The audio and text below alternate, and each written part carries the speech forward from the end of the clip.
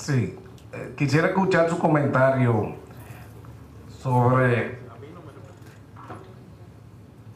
si han tenido alguna experiencia trabajando en alguna campaña donde en vez del mensaje de cambio, el candidato privilegia el mensaje de la consolidación de logro.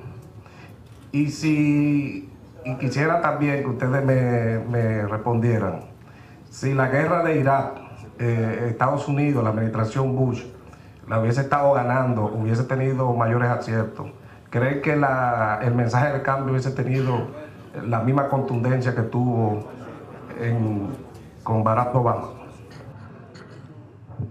Basically, what he says that what should be the message when the candidate is not going for change, but for promoting the consolidation of the achievements of their time in office?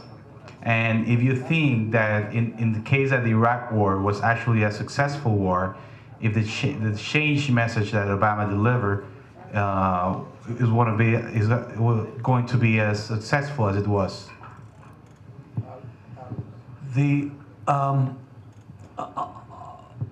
On the first point, the campaigns are almost always about the future. So people are never satisfied. There's always a challenge looking forward. And the value of having accomplishments in your background, having achieved things up until now, is that those are powerful proof points that you are qualified, that you are capable, and that you are able to take future challenges, to tackle future challenges. So and a mistake that frequently gets made that makes candidates vulnerable is if all they do is talk about the past and look in the rearview mirror, they're not connecting with voters, because voters are looking forward. I need a better income. I need a better life for my kids. I want to buy just a little better car.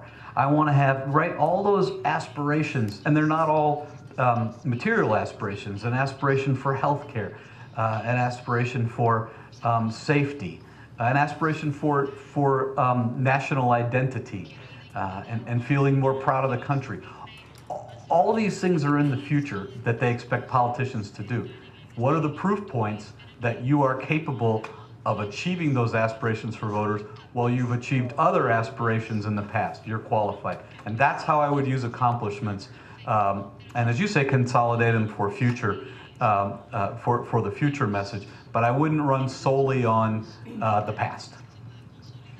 And what was part number two? I forgot it too. It was about the Iraq War. If the war was successful? He says that in case that the Iraq War was actually a successful war, if the message of change will have been as effective as it was. Yeah, events are dynamic. And you may remember that during the course of the campaign, there were ups and downs in the Iraq War. There were times when, for instance, the surge of troops that President Bush sent to Iraq appeared to have reduced violence in some important areas. And so people who had been on the side of a greater commitment to Iraq were criticizing people like Senator Obama, who opposed it, by saying, see, you were wrong, you would have made us less secure. So there were ebbs and flows. The fundamental thing that always stayed on the side of Senator Obama and the opponents of the war was there was a dissatisfaction with the manner in which the war was explained to the American people. That people felt as though it wasn't made on a good, rational security basis, and that they were not told the truth about why we're going in and what our prospects were. That piece never changed. Some of the tactical stuff did change. And so Senator Obama's message of change of fundamental change in underlying how we do government always had strength and resonance, because voters always resented that their perception of being tricked or misled about the beginning of the war. Let me answer from that. And let me go back to the process, the cycle, the war room on that topic. The definition of success in Iraq changed, as Larry said, quite often. The issues, response, and ways to define the current economic situation since August, September, October of last year have changed. It was the banks, it was the mortgage, it was credit, whichever you want to take, credit cards.